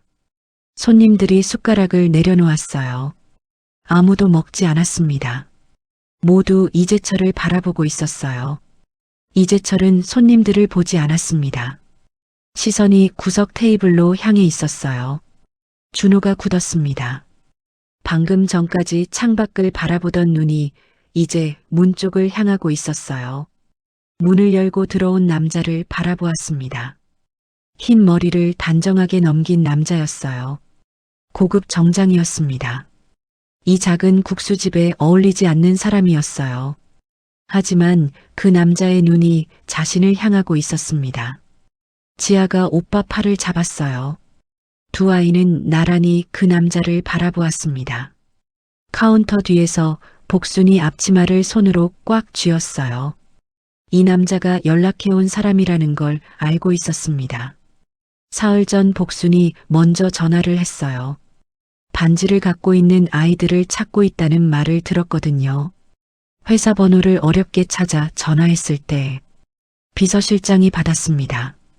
반지 이야기를 꺼냈더니 상대방의 목소리가 달라졌어요. 어디냐고 물었습니다. 복수는 국수집 주소를 말했어요. 그리고 아이들이 아직 여기 있다고 했습니다. 그런데 직접 올 줄은 몰랐어요. 복수는 그 남자가 이재철인지 몰랐습니다. 하지만 경호원을 이끌고 나타난 것만 봐도 보통 사람이 아니라는 건 알 수 있었어요. 이재철이 천천히 걸음을 옮겼습니다. 구석 테이블 쪽으로 향했어요. 발소리가 조용했습니다. 국수집 바닥이 낡아서 삐걱거렸어요. 그 소리만 났습니다. 준호는 그 남자가 자기 쪽으로 오고 있다는 걸 알았어요. 일어나야 하는지 가만히 있어야 하는지 몰랐습니다. 지아가 오빠 손을 꽉 쥐었어요. 두 아이는 의자에서 움직이지 못했습니다. 이재철이 테이블 앞에 섰어요. 두 아이를 내려다보았습니다. 가까이서 보니 더 선명했어요. 두 아이의 눈매가, 코의 선이, 입술의 모양이. 이재철은 숨을 참았습니다. 준호가 이재철을 올려다보았어요. 이 남자가 누구인지 알 수 없었습니다. 왜 자신들을 바라보는지 알 수 없었어요. 하지만 이 남자의 눈빛이 이상했습니다. 차갑지 않았어요. 오히려 그 반대였습니다. 무언가를 오래 찾다가 발견한 사람의 눈빛이었어요. 이재철이 입을 열었습니다. 내 이름이 이준호냐? 목소리가 낮고 묵직했어요. 준호는 눈을 깜빡였습니다. 이 남자가 자기 이름을 알고 있었어요. 네. 준호가 대답했습니다. 목소리가 작게 떨렸어요. 이재철의 시선이 지아에게로 옮겨갔습니다. 그럼 넌 이지아고. 지아는 대답하지 못했어요. 오빠 손을 더 꽉 쥐었습니다. 고개만 조금 끄덕였어요. 이재철이 천천히 숨을 내쉬었습니다. 눈을 잠깐 감았다 떴어요. 두 손이 양옆에서 천천히 올라왔습니다. 이재철이 무릎을 꿇었습니다. 천천히였어요. 두 아이 앞에서 무릎이 바닥에 닿았습니다. 국수집 바닥은 낡고 차가웠어요. 이재철은 개의치 않았습니다. 국수집 안이 완전히 조용해졌어요. 숨소리조차 들리지 않았습니다. 손님들이 굳어버린 채 바라보고 있었어요. 복순도 카운터 뒤에서 손으로 입을 막았습니다. 비서실장 이성민은 고개를 숙였어요. 이재철의 눈이 두 아이와 같은 높이가 되었습니다. 준호는 숨을 참았어요. 눈앞에서 어른이 무릎을 꿇고 있었습니다. 그것도 이 사람이요. 경호원을 거느리고 벤츠를 타고 온 이 사람이 자기 앞에 무릎을 꿇고 있었어요. 준호는 어떤 표정을 지어야 할지 몰랐습니다. 지아도 마찬가지였어요. 두 아이는 그냥 굳어서 이재철을 바라보았습니다. 이재철의 눈이 빨개지고 있었어요. 입술이 움직였습니다. 처음에는 소리가 나오지 않았어요. 한 번 더 입술이 움직였습니다. 내가 목소리가 갈라졌어요. 이재철이 멈췄습니다. 눈을 잠깐 감았어요. 다시 떴습니다. 내가 너희 할아버지다. 국수집 안이 더 조용해졌습니다. 더 조용해질 수가 없을 것 같았는데 더 조용해졌어요. 누군가의 숟가락이 그릇 위에 천천히 내려앉는 소리가 들렸습니다. 준호는 그 말을 들었어요. 들었지만 이해하지 못했습니다. 할아버지, 그 말이 자신에게 하는 말이라는 게 실감이 나지 않았어요. 준호에게 할아버지는 없었거든요. 태어날 때부터 없었습니다. 아버지한테 물어본 적이 있었어요. 어릴 때였습니다. 할아버지 있어요? 아버지는 대답하지 않았어요. 그냥 다른 곳을 바라보았습니다. 그래서 없는 줄 알았어요. 없는 게 맞는 줄 알았습니다. 지아가 준호의 손을 잡았어요. 꽉 쥐었습니다. 준호는 지아의 손을 느꼈어요. 따뜻했습니다. 준호는 이재철을 바라보았어요. 이재철의 눈에서 눈물이 흘러내리고 있었습니다. 닦지 않았어요. 그냥 흘렀어요. 뺨을 타고 내려갔습니다. 턱에서 한 방울이 떨어졌어요. 국수집 바닥에 닿았습니다. 준호는 그 눈물을 보았어요. 어른이 우는 걸 본 적이 거의 없었습니다. 아버지는 울지 않았어요. 계모는 더욱 울지 않았습니다. 이 낯선 남자가 자기 앞에서 울고 있었어요. 너희 아빠가 내 아들이었다. 이재철이 다시 말했습니다. 목소리가 낮게 떨렸어요. 내가 너무 늦었다. 준호의 눈이 뜨거워졌습니다. 눈물이 차오르는 게 느껴졌어요. 참으려고 눈을 깜빡였습니다. 하지만 소용없었어요. 눈물 한 방울이 볼 위로 흘렀습니다. 지아는 이미 울고 있었어요. 소리를 내지 않았습니다. 그냥 눈물이 흘렀어요. 입술을 꽉 깨물고 있었습니다. 이재철이 두 손을 내밀었어요. 두 아이의 손을 잡으려는 것 같았습니다. 하지만 잡지 않았어요. 그 앞에서 멈췄습니다. 강요하지 않겠다는 것 같았어요. 그냥 손을 내밀고 기다렸습니다. 준호는 그 손을 바라보았어요. 크고 투박한 손이었습니다. 손등에 핏줄이 도드라져 있었어요. 떨고 있었습니다. 준호는 이재철의 손을 바라보았습니다. 한참을 바라보았어요. 그 손이 떨고 있었습니다. 기다리고 있었어요. 준호는 자기 손을 내려다보았어요. 작고 가는 손이었습니다. 손끝이 아직 차가웠어요. 아침부터 아무것도 먹지 못한 채 시장을 헤맸으니까요. 국수를 먹고 조금 따뜻해졌지만 아직 손끝은 찼습니다. 준호는 손을 천천히 들었어요. 이재철의 손 위에 조심스럽게 올려놓았습니다. 이재철의 손이 준호의 손을 감쌌어요. 크고 따뜻했습니다. 준호는 눈을 감았어요. 눈물이 흘렀습니다. 소리 없이 흘렀어요. 볼을 타고 내려가 턱에서 떨어졌습니다. 국수집 바닥 위에 조용히 내려앉았어요. 지아가 양손으로 얼굴을 감쌌습니다. 어깨가 조금씩 들썩였어요. 소리는 내지 않으려 했지만 어깨가 말하고 있었습니다. 준호가 발끝으로 동생의 발을 건드렸어요. 지아의 어깨가 조금 멈췄습니다. 이재철이 눈을 들어 준호를 바라보았어요. 준호도 이재철을 바라보았습니다. 두 사람의 눈이 마주쳤어요. 이재철의 눈에서 눈물이 계속 흘렀습니다. 손으로 닦지 않았어요. 그냥 두었습니다. 국수집 안 손님들이 아무도 움직이지 않았어요. 숟가락을 내려놓은 채로 바라보고 있었습니다. 누군가의 눈가가 빨개졌어요. 맞은편 테이블의 중년 아주머니가 눈물을 닦았습니다. 조용히였어요. 복수는 카운터 뒤에서 앞치마 자락을 들어 올렸어요. 눈 아래를 꾹 눌렀습니다. 코가 빨개졌어요. 국자를 내려놓은 채 한동안 움직이지 않았습니다. 비서실장 이성민은 문 쪽에 서서 고개를 숙이고 있었어요. 표정을 보여주지 않았습니다. 하지만 어깨가 조금 움직이고 있었어요. 이재철이 다시 입을 열었습니다. 목소리가 낮았어요. 무서워하지 않아도 된다. 준호는 대답하지 않았어요. 무섭냐고 물으면 아니라고 해야 할 것 같았는데 사실 무서웠습니다. 하지만 그 무서움이 최윤주 앞에서 느끼던 무서움과는 달랐어요. 이건 다른 종류의 무서움이었습니다.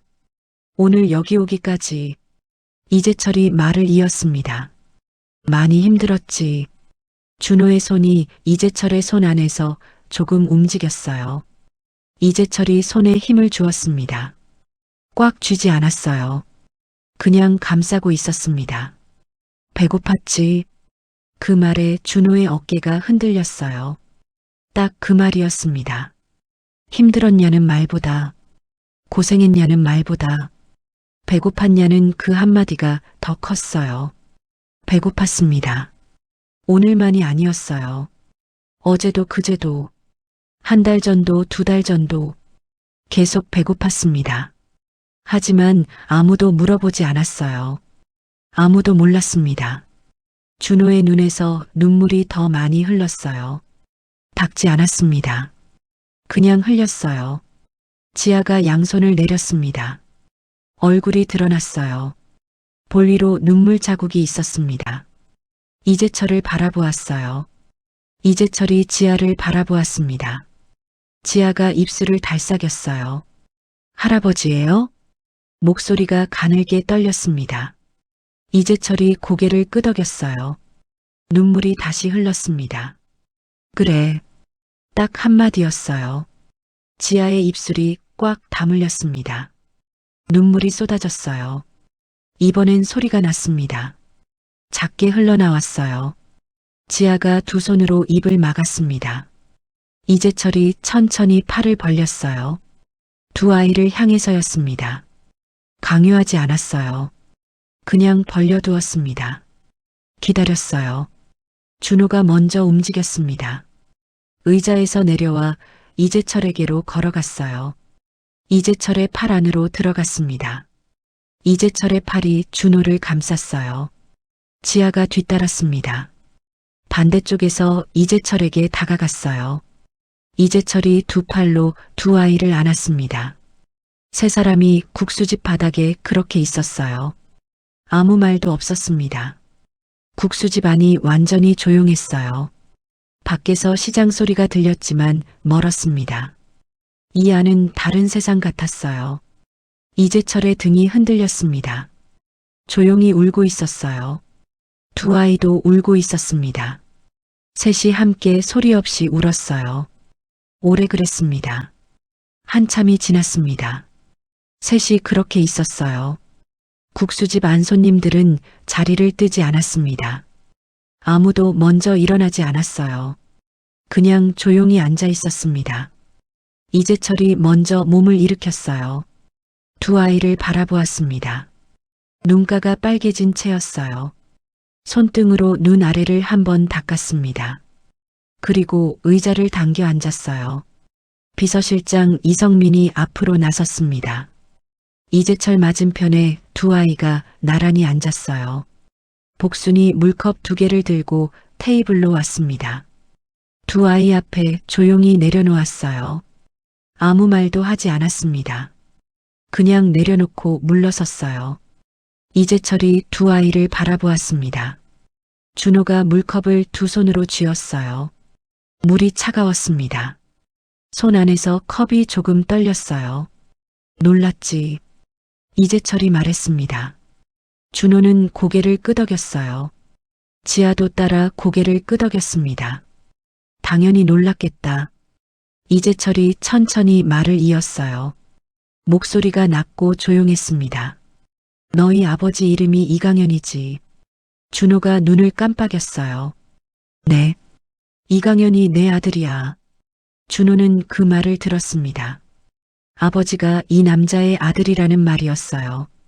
그렇다면 이 남자는 아버지의 아버지였습니다. 자신의 할아버지라는 말이 맞았어요. 머릿속이 복잡했습니다. 왜 몰랐을까요? 왜 아버지는 할아버지가 있다고 하지 않았을까요?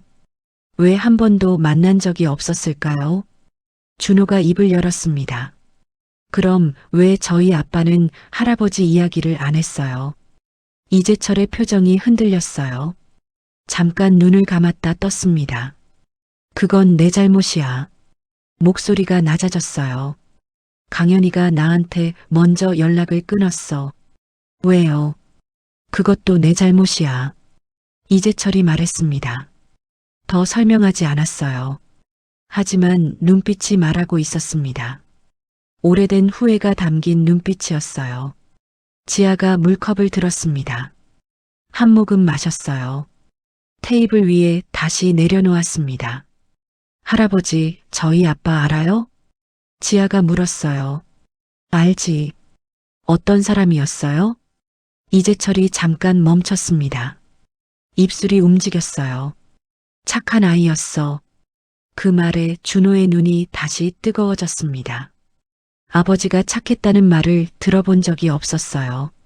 계모는 아버지를 착하다고 한 적이 없었습니다.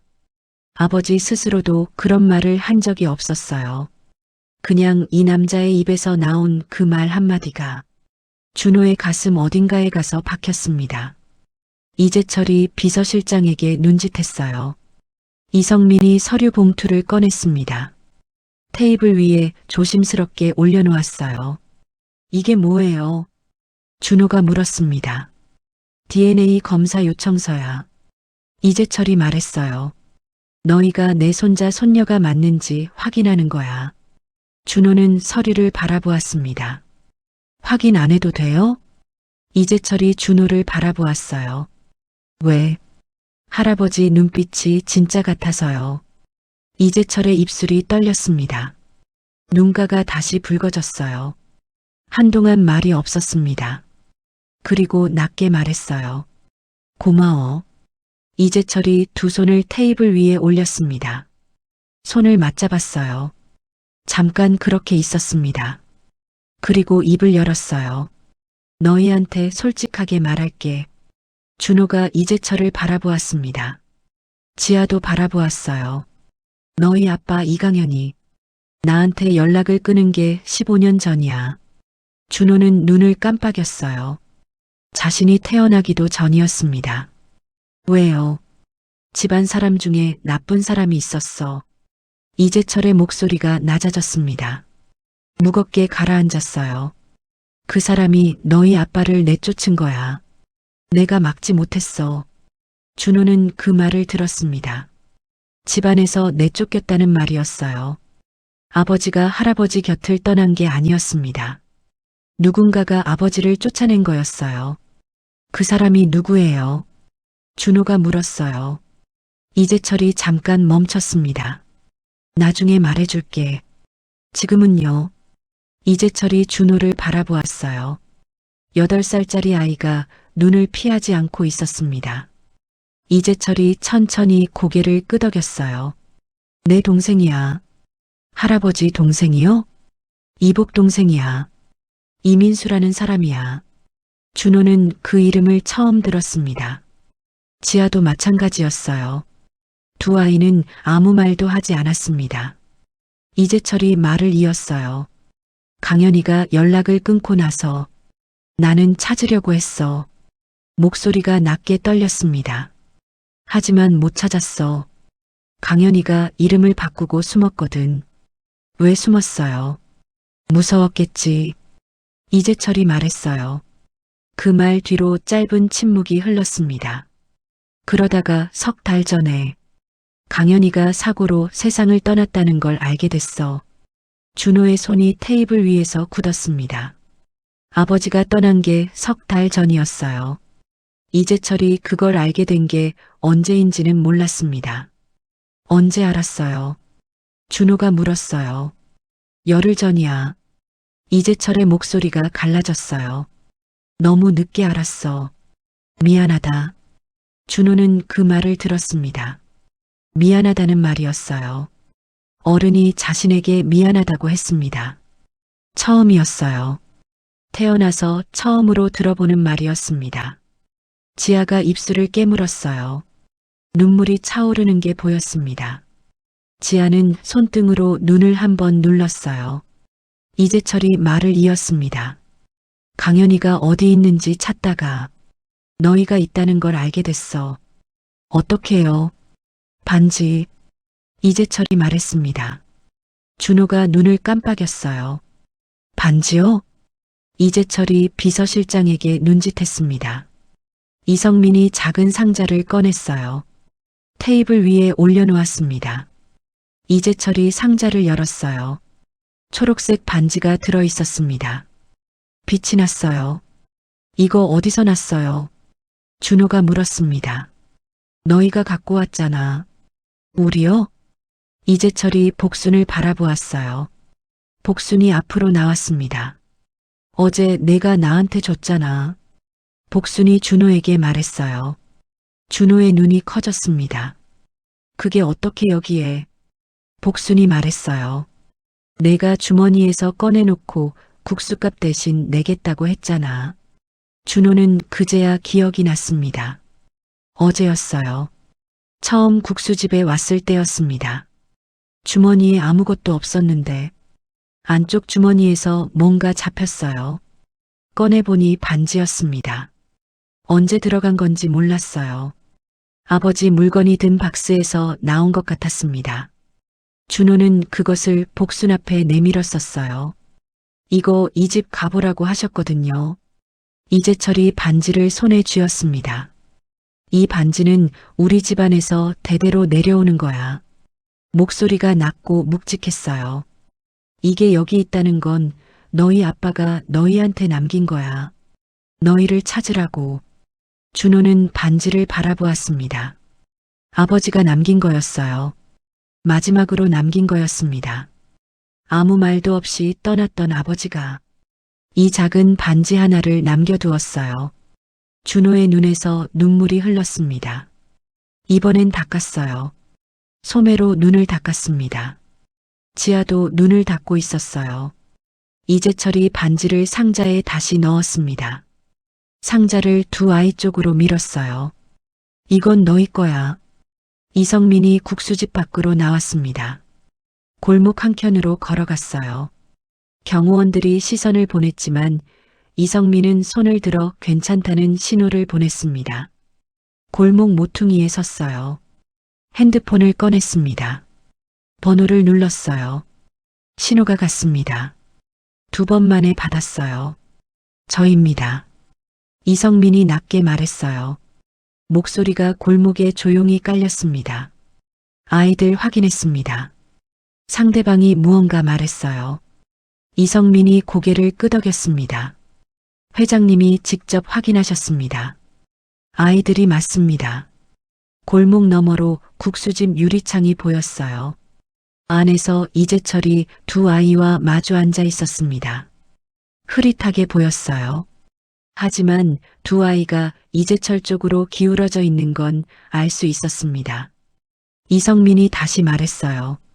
지금부터 최윤주 소재 파악 시작해 주십시오. 전화기 너머로 짧은 대답이 들렸습니다.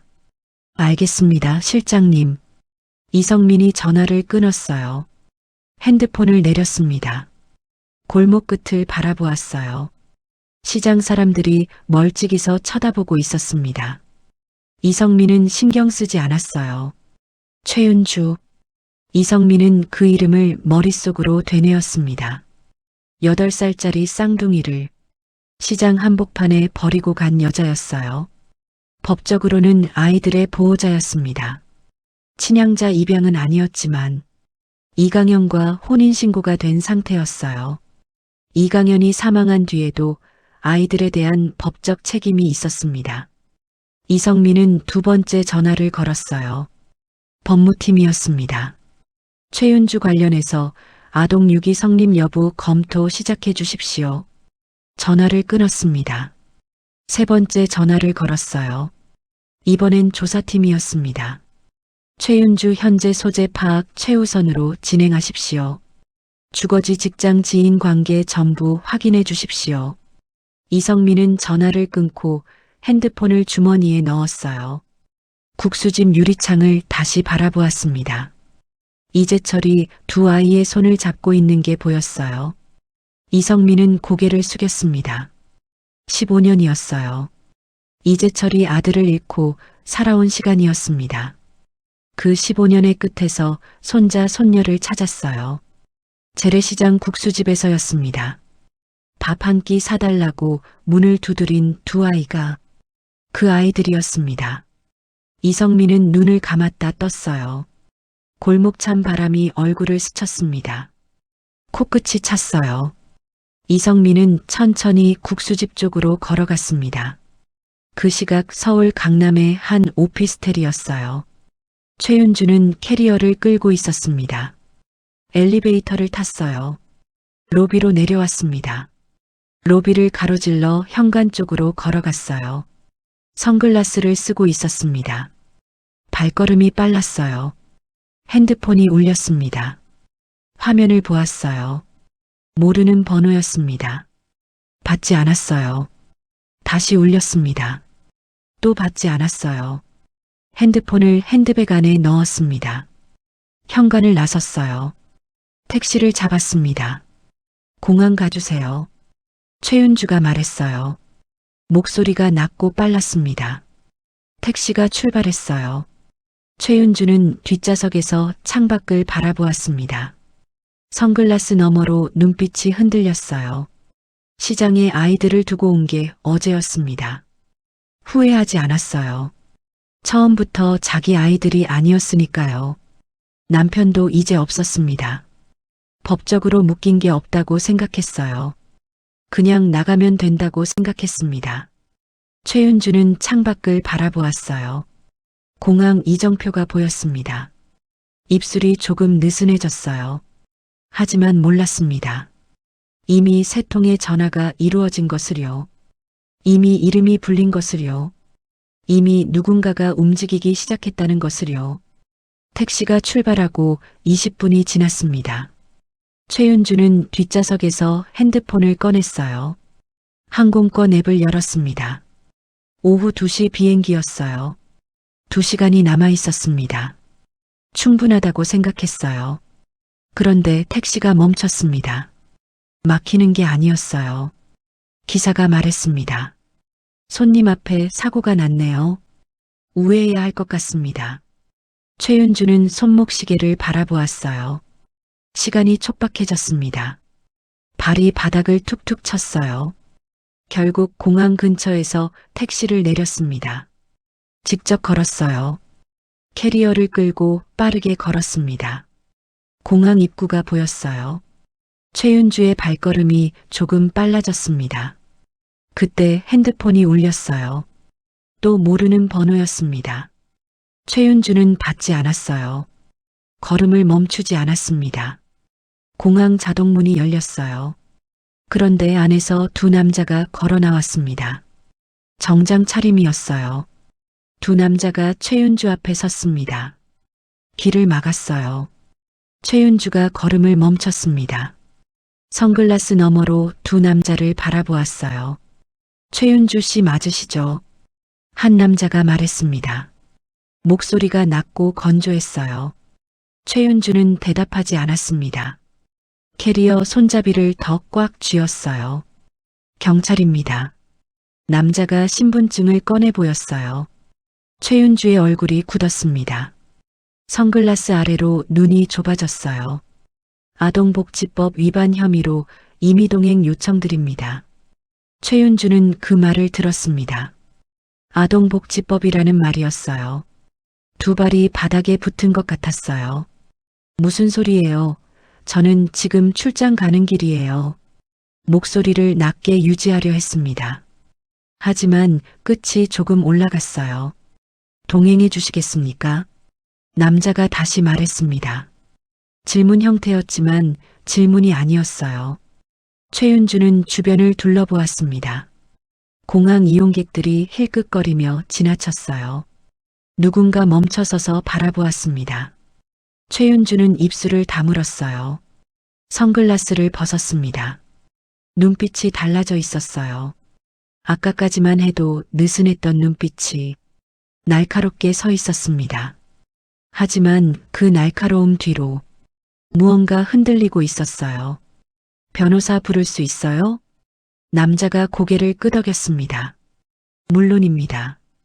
동행하시면 연락하실 수 있습니다. 최윤주는 캐리어 손잡이를 놓았어요. 천천히 손을 내렸습니다. 발이 앞으로 움직였어요. 그렇게 최윤주는 공항문을 들어가지 못했습니다. 반대 방향으로 걸었어요. 두 남자가 양옆에서 함께 걸었습니다.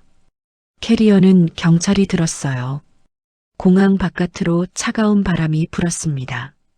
최윤주의 머리카락이 바람에 흩어졌어요. 손이 차가웠습니다. 발걸음이 느려졌어요. 하지만 멈추지는 않았습니다. 멈출 수 없었어요. 이미 늦었으니까요. 조사실은 좁았습니다. 형광등이 차갑게 내리쬐고 있었어요. 소독약 냄새가 은은하게 감돌았습니다. 창문이 없었어요. 공기가 무거웠습니다. 최윤주는 의자에 앉아 있었어요. 손을 테이블 위에서 맞잡고 있었습니다. 손끝이 차가웠어요. 형사가 맞은편에 앉아 있었습니다. 서류를 펼쳐놓고 있었어요. 형사가 말했어요. 이준호 이지아. 지난 사흘 전 오전 10시경 서울 중구 재래시장에서 두 아이를 두고 자리를 떴다. 맞습니까? 최윤주는 대답하지 않았습니다. 최윤주 씨, 형사가 다시 불렀어요. 저는 그냥 잠깐 볼 일이 있었을 뿐이에요. 최윤주가 말했습니다. 목소리가 낮고 평평했어요. 볼 일이요. 네, 잠깐 자리를 비운 거예요. 어디 간 게 아니에요. 형사가 서류를 넘겼습니다. 최윤주 씨가 자리를 비운 사이 아이들은 사흘 동안 시장에 머물렀습니다. 식비도 없었어요. 연락처도 없었고요. 아이들 나이가 8살입니다. 최윤주는 눈을 깜빡이지 않았어요. 저는 곧 돌아올 생각이었어요. 그런데 공항 가셨습니까? 최윤주의 손이 테이블 위에서 조금 움직였습니다. 출장이에요. 출장지가 어디십니까? 최윤주는 대답하지 않았어요. 형사가 서류를 한 장 더 넘겼습니다. 항공권 확인했습니다. 편도입니다. 돌아오는 표가 없어요. 최윤주의 눈이 좁아졌습니다. 형사가 서류 파일을 하나 더 꺼냈어요. 테이블 위에 올려놓았습니다. 최윤주 앞으로 밀었어요. 이건 아이들 진술입니다. 최윤주가 서류를 내려다보았어요. 페이지를 넘기지 않았습니다. 하지만 눈이 흔들렸어요. 아이들이 말했습니다. 지난 2달간 폭행을 당했다고요. 식사를 제대로 제공받지 못했다고요. 집안일을 전담했다고요. 최윤주는 입술을 다물었습니다. 그건 교육이에요. 형사가 고개를 들었어요. 잠깐 최윤주를 바라보았습니다. 8살짜리한테요. 조사실 안이 잠깐 조용해졌어요. 형광등이 윙 소리를 냈습니다. 최윤주의 손끝이 떨렸어요. 형사가 파일을 덮었습니다. 다른 파일을 꺼냈어요. 추가로 말씀드리겠습니다. 아동복지법 위반, 아동유기죄, 이 두 혐의 외에도 형사가 잠깐 멈췄어요. 이재철 그룹 측에서 민사소송도 준비 중입니다. 최윤주의 눈이 커졌어요. 이재철이라는 이름이 나왔습니다. 이재철이요. 두 아이가 이재철 회장의 친손자 손녀입니다. DNA 검사 결과가 나왔어요. 최윤주는 그 말을 들었습니다. 머릿속이 하얘지는 것 같았어요. 이재철 그룹이었습니다. 한국 재계 서열 5번째였어요. 손이 차가워졌습니다. 발끝도 감각이 없어졌어요. 입술이 달싹였어요. 하지만 말이 나오지 않았습니다. 형사가 서류를 덮었어요. 변호사 연락하시겠습니까? 최윤주는 대답하지 못했습니다. 천장을 바라보았어요. 형광등 불빛이 눈에 들어왔습니다. 눈이 시렸어요. 고개를 내렸습니다. 테이블 위에 맞잡은 손이 보였어요. 손등이 하얗게 질려 있었습니다. 그날 저녁이었습니다. 서쪽 하늘이 붉게 물들어 있었어요. 구름 사이로 마지막 햇살이 퍼지고 있었습니다. 바람이 조금 불었어요. 차갑지 않았습니다. 봄바람이었어요. 차가 멈췄습니다. 이성민이 먼저 내렸어요. 문을 열었습니다. 이재철이 내렸어요. 그리고 두 아이가 내렸습니다. 준호가 내리면서 눈앞에 펼쳐진 것을 보았어요. 높고 넓은 건물이었습니다. 돌로 쌓은 담장이 길게 이어져 있었어요. 현관으로 이어지는 길 양옆에 나무가 심어져 있었습니다. 조명이 길을 따라 켜져 있었어요. 따뜻한 빛이었습니다. 준호는 입을 다물고 바라보았어요. 지아가 오빠 팔을 잡았습니다. 지아도 입이 벌어져 있었어요. 이재철이 두 아이 옆에 섰습니다. 여기가 우리 집이야. 준호는 고개를 들어 이재철을 바라보았어요. 우리요? 이재철이 고개를 끄덕였습니다. 너희 집이기도 해. 준호는 다시 저택을 바라보았어요. 저 안에서 살게 된다는 말이었습니다. 어제까지만 해도 시장 한복판에 서 있었어요. 돈도 없고 갈 곳도 없었습니다. 국수 한 그릇을 얻어먹었어요. 그런데 지금 이 자리에 서 있었습니다. 이재철이 앞장섰어요. 현관 쪽으로 걸었습니다. 두 아이가 따라 걸었어요. 길 양옆에서 조명이 빛나고 있었습니다. 현관문이 열렸어요. 안쪽에서 따뜻한 빛이 쏟아져 나왔습니다. 집 안 냄새가 났어요. 따뜻하고 포근한 냄새였습니다.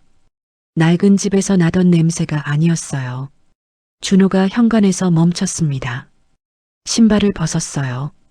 지아도 벗었습니다. 두 아이의 신발이 나란히 놓였어요. 작은 신발 두 켤레였습니다. 이재철이 돌아보았어요. 두 아이를 바라보았습니다. 현관 안쪽에서 집사가 기다리고 있었어요. 두 분방 준비됐습니다. 이재철이 두 아이에게 말했어요. 씻고 나와. 저녁 먹자. 준호는 고개를 끄덕였습니다. 지아도 끄덕였어요. 두 아이가 집사를 따라 안으로 들어갔습니다. 이재철은 현관에서 두 아이의 뒷모습을 바라보았어요. 두 아이가 복도를 따라 걸어가고 있었습니다. 나란히 걷고 있었어요. 어깨가 닿을 듯 말 듯 붙어 있었습니다. 이재철은 오랫동안 그 자리에 서 있었어요. 움직이지 않았습니다. 두 아이가 복도 끝으로 사라진 뒤에도 그 자리에 서 있었어요. 이성민이 옆에 섰습니다. 아무 말도 하지 않았어요. 이재철도 말이 없었습니다. 현관 조명이 따뜻하게 빛나고 있었어요. 밖에서 봄바람이 불었습니다. 나뭇잎이 살랑거렸어요. 저녁 하늘이 점점 어두워지고 있었습니다. 별이 하나 떴어요. 그 아래 저택에 불이 켜지고 있었습니다. 오랫동안 꺼져 있던 불이었어요. 2주일이 지났습니다. 봄이 깊어지고 있었어요. 거리에 나무잎이 피어나고 있었습니다. 바람이 따뜻해졌어요. 그날 아침 이재철이 두 아이를 불렀습니다. 어디 가고 싶은 데 있어? 준호가 잠깐 생각했어요. 지아를 바라보았습니다. 지아도 준호를 바라보았어요. 두 아이의 눈이 마주쳤습니다. 동시에 같은 말을 했어요. 국수집이요. 이재철이 눈을 깜빡였습니다. 그리고 천천히 웃었어요. 입꼬리가 올라갔습니다. 처음 보는 표정이었어요. 두 아이도 처음 보는 미소였습니다. 차가 시장 골목에 멈췄어요. 이번엔 벤츠 한 대였습니다. 경호원도 2명뿐이었어요. 이재철이 직접 문을 열었습니다. 시장 골목에 들어섰어요. 생선 냄새와 채소 냄새가 났습니다. 손수레가 지나갔어요. 할머니 한 분이 두부를 고르고 있었습니다. 평범한 아침 시장이었어요. 준호는 이 골목을 알고 있었습니다. 사흘 동안 헤맸던 골목이었어요. 그때와 지금이 달랐습니다. 그때는 발이 차가웠고 지금은 새 신발을 신고 있었어요. 국수집 앞에 섰습니다. 유리창 너머로 복순이 보였어요. 냄비 앞에서 국수를 삶고 있었습니다. 하얀 김이 피어오르고 있었어요. 준호가 문을 열었습니다. 딸랑. 작은 종소리가 났어요. 복순이 고개를 들었습니다. 준호와 눈이 마주쳤어요. 복순의 손이 멈췄습니다. 눈이 커졌어요. 그리고 빨개졌습니다. 왔어요? 목소리가 떨렸어요. 준호가 고개를 끄덕였습니다. 네, 아줌마. 복순이 카운터에서 나왔어요. 두 아이 앞에 섰습니다. 2주일 전에 그랬던 것처럼 무릎을 굽혔어요. 두 아이와 눈높이를 맞췄습니다. 이번엔 두 아이의 얼굴이 달랐어요. 창백하지 않았습니다. 파랗게 질린 입술이 아니었어요. 볼에 혈색이 돌고 있었습니다. 복순의 눈에서 눈물이 흘렀어요. 준호가 복순을 바라보았습니다. 아줌마 왜 울어요? 몰라. 복순이 웃으면서 말했어요. 눈물을 흘리면서 웃고 있었습니다. 앞치마로 눈을 닦았어요. 이재철이 안으로 들어섰습니다. 복순이 고개를 들었어요. 이재철을 바라보았습니다. 이재철이 고개를 숙였어요. 감사합니다. 복순이 눈을 깜빡였어요. 제가요? 아이들 먹여주셔서요. 신고해주셔서요. 복순이 고개를 저었습니다. 저는 그냥 국수 준 것뿐이에요. 이재철이 다시 고개를 숙였어요. 그 국수 한 그릇이 전부였습니다. 복순의 입술이 달싹였어요. 말이 나오지 않았습니다. 앞치마를 손으로 꽉 쥐었어요. 고개를 돌렸습니다. 앉아요, 국수 줄게요. 네 사람이 구석 테이블에 앉았습니다. 준호와 지아가 나란히 앉았어요. 이재철이 맞은편에 앉았습니다. 2주일 전 두 아이가 혼자 앉아 울던 테이블이었어요. 지금은 셋이 앉아 있었습니다. 복순이 국수 세 그릇을 들고 왔어요. 테이블 위에 내려놓았습니다. 김이 피어올랐어요.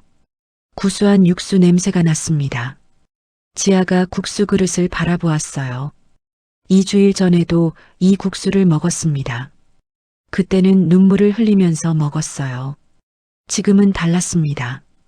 지아가 숟가락을 들었어요. 국물을 한 숟가락 떴습니다. 입에 넣었어요. 따뜻했습니다. 혀끝부터 목구멍까지 퍼졌어요. 눈을 감았습니다.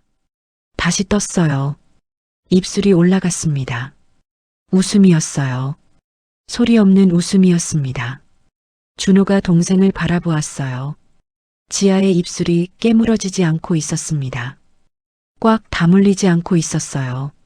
올라가 있었습니다. 준호도 웃었어요. 이재철이 두 아이를 바라보았습니다. 숟가락을 들었어요. 국물을 한 모금 마셨습니다. 눈을 감았다 떴어요. 입술이 움직였습니다. 맛있었습니다. 그게 전부였어요. 그 한마디로 충분했습니다. 복순이 카운터 뒤에서 세 사람을 바라보고 있었어요. 국자를 손에 들고 있었습니다. 아무것도 하지 않았어요. 그냥 바라보고 있었습니다. 국자를 쥔 손에 힘이 들어갔어요. 새 그릇에서 김이 오르고 있었습니다. 햇살이 유리창을 통해 테이블 위로 내려앉았어요. 국수 그릇 위에서 빛이 났습니다. 따뜻한 빛이었어요. 준호가 숟가락을 내려놓았습니다. 지아를 바라보았어요. 지아야. 응. 우리 같이 있으면 괜찮아. 지아가 오빠를 바라보았습니다. 그 말을 수없이 들었어요. 무섭고 배고프던 밤마다 들었습니다. 그때마다 울면서 고개를 끄덕였어요. 이번엔 울지 않았습니다. 그냥 웃었어요. 응아라. 이재철이 두 아이를 바라보았습니다. 아무 말도 하지 않았어요. 숟가락을 다시 들었어요. 국수를 한 젓가락 집었습니다. 천천히 먹었어요. 국수집 안에 숟가락 소리가 났습니다. 셋이 먹는 소리였어요. 햇살이 테이블 위에 내려앉아 있었습니다. 바깥에서 시장 소리가 들렸어요. 평범한 소리였습니다. 하지만 이 안은 달랐어요. 아주 오래된 무언가가 제자리를 찾은 것 같은 오후였습니다. 오늘 이야기는 여기까지입니다. 버려진 줄 알았던 두 아이는 사실 누군가의 전부였습니다. 찾아오는 사람이 늦었을 뿐이에요. 그리고 그 사이를 이어준 건 국수 한 그릇이었습니다. 오늘 여러분 곁에도 늦게라도 꼭 안아주고 싶은 사람이 있으신가요?